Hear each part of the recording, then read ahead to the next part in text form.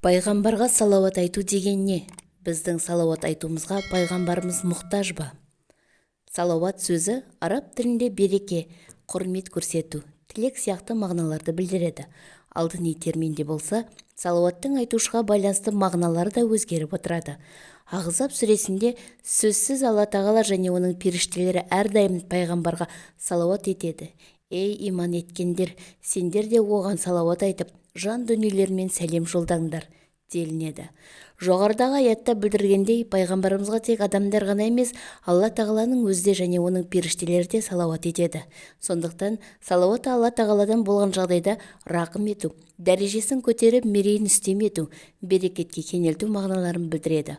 Ал періштеден айтылған жағдайда ізгі дұға және кешірім тілеу мағынасында қолданылады.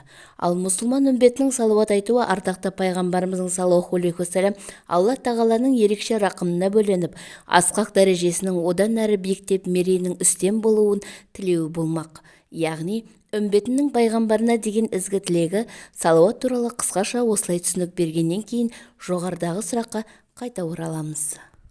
Онсыз да Алла тағаланың рақымы мен берекетіне бөленген абырой дәрежесі жоғары пайғамбарға саллаллаху алейхи уассалам салауат айтып жақсылық істеу не үшін қажет? Біріншіден, ақырғы пайғамбар Мұхаммедке саллаллаху алейхи уассалам салауат айтуымыз мойнымыздағы қарызымыз, оның алдындағы жақындығымыз бен сүйіспеншілігіміздің белгісі. Оған деген алғысымызды тілек ретінде білдіріп, жүрек жарды сағынышымыз бен құрметімізді салауат түрінде жеткізу болмақ. Егер пайғамбарымыз жіберілмегенде, біз ұлы жаратушыны барлық кемел сипаттарымен танып, қатесіз түсіне алатын бедік. Пайғамбарымыз келмес бұрын адамзат ай, жұлдызға, жансыз, тілсіз, меңіреу, қолдан жасалған пұттарға құдай деп табынғаны баршаға белгілі.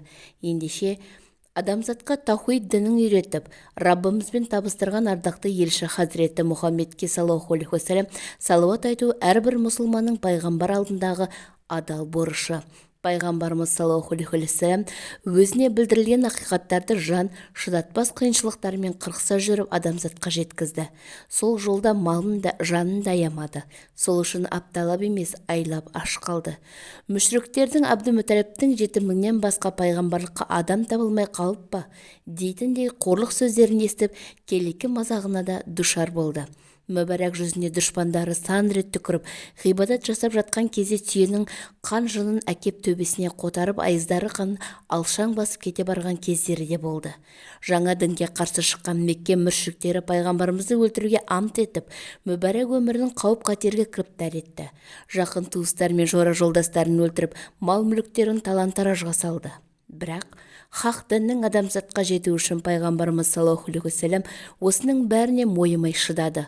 Пайғамбарымыз бұл жан түршігерлік қиыншылықтарда қияметке дейін келіп кетер жалпы адамзаттың бақыты үшін душар болды.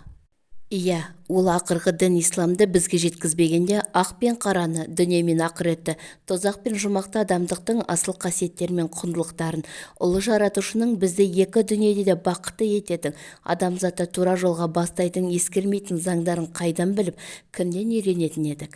Осының бәрін бізге тұнық күйінде үйреткен Хазіреті Мұхаммедке саллаллаху алейхи уассалам салауат айту біздің оған деген шексіз алғысымыз бен сүйіспеншілігіміздің рәмізі. Салауат сан ғасырлар бойы жалғасып келген әрбір үмбетінің, уа пайғамбарым, мен де сенің үмбетімін деп көкірек кере қауышатын жар салуының көрінесі. Салауат сан ғасырда артқа тастаса да үмбетінің пайғамбарына деген түгесілмес сағыныш сазының әуені. Салауат үмбетінің әрбір істеген жақсылығының сауабы. Пайғамбарымыз да амал дәптеріне жазылып отырады. Сол себепті оның Махмуд мақамы биіктеген сайын биіктеп, ақыретте көптеген үмбетіне шапағат ете алатын болады. Салауат арқылы пайғамбарға Алла тағаладан берекет, рақым тілеп, асқақ дәрежесінің одан сайын биікке көтеріліп, мейірімнің үстем етілуін сұрау оның саллаллаху алейхи уассалам ақыретте шапағатына кенелуімізге себеп болады. Үмбеті оған салауат айтқан сайын оның биіктегі дәрежесі одан әрі асқақтап, шапағат ету ауқымы кеңейе түседі. Хақ елшісі Мұхаммед саллаллаху алейхи уассалам хадисте қиямет күні адамдардың маған ең жақыны мына дүниеде маған көп салауат айтқан адам деген. Пайғамбарына салауат айтып сәлем жолдаған құл иншаллах ана дүниеде пайғамбарға анағұрлым жақын тұрады. Сөйтіп хақ алдында есебімді қалай берем деп ақ тер көк терге түсіп абдыраған құл күтпеген жерден пайғамбарының кең шапағатына ие болады. Сондықтан салауат айтудың пайдасы пайғамбарымыздан бұрын оның үмбеті бізге теді. Шындап келгенде салауат айтуға ол емес, біз мұқтажбыз. Үшіншіден, біз пайғамбарымызға салауат айтқан сайын Алла тағала бізге 10 рет салауат айтады. 10 күнәміз кешіріп, дәрежеміз 10 есе көтеріледі. Әнәс атты сахаба риуат еткен хадисте пайғамбарымыз саллаллаху алейхи уассалам былай дейді: кімде-кім маған бір рет салауат айтса, Алла тағала оған 10 салауат айтады.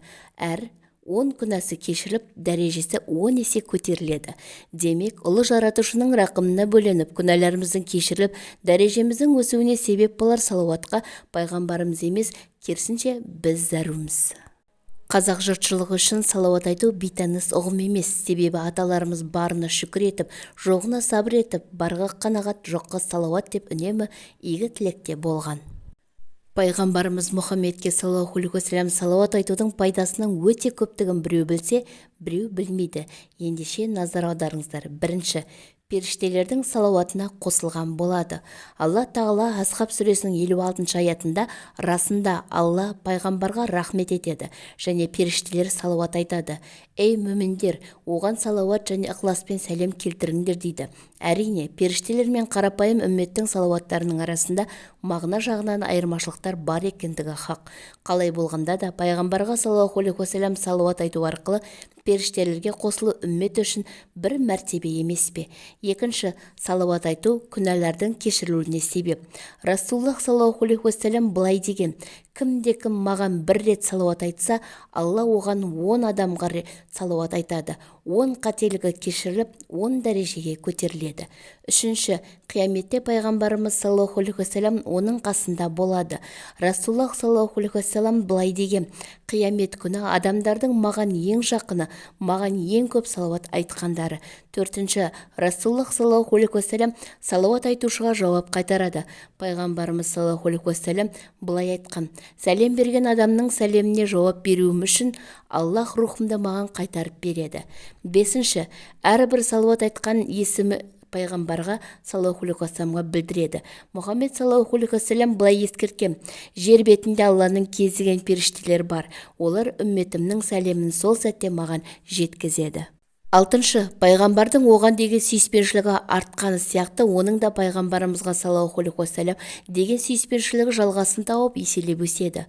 Жетінші, Алла тағаланың Расулуллах саллаллаху алейхи уассалам арқылы бізге берген сыйы сансыз көп болғандықтан салауат айтумен пайғамбарымыздың саллаллаху алейхи уассалам мойнымыздағы хақысын аз да болса өтеген боламыз. Сегізінші, бізге Аллах тағаланың рахметінің түсуіне себеп болады.